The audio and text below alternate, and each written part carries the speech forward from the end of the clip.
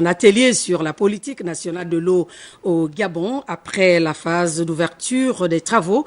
Les participants ont de suite intégré les différents ateliers thématiques. Le point dans ce reportage des Mémanix Monjo sur les images de Chrislin Maïnda. À côté des discours officiels, il y a ces ateliers qui tentent de produire la politique nationale de l'eau. Dans les 4 coins de la pièce, les 4 comités planchent avant une harmonisation des réflexions. On est en train de discuter très particulièrement les axes stratégiques de la politique nationale de l'eau en fonction de ce premier draft qui a été mis. Donc on a différents participants qui nous aident à reformuler ou à renforcer les points sur les différents axes stratégiques que la politique nationale de l'eau est en train de proposer. Et les participants, comment vous les trouvez ?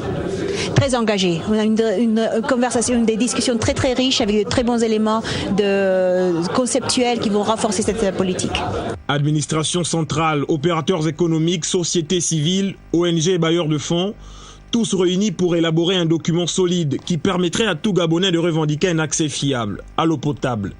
Le Gabon ne disposait pas du tout de documents de politique de l'eau. La SEG aujourd'hui est juge et partie dans la gestion de l'eau, dans la commercialisation de l'eau. Regardez même dans votre facture, vous n'y pouvez rien. On vous dit c'est telle somme, vous n'avez aucun organisme capable de vous dire que c'est vrai ou ça n'est pas vrai. Dans le contrôle de la qualité de l'eau, vous ne pouvez pas produire et vendre de l'eau et aussi dire que l'eau est de bonne qualité. Il faut des organismes totalement indépendants qui vont nous dire, qui vont veiller au respect de la qualité. Et donc tout ça va être intégré dans cette loi politique de l'eau en République gabonaise.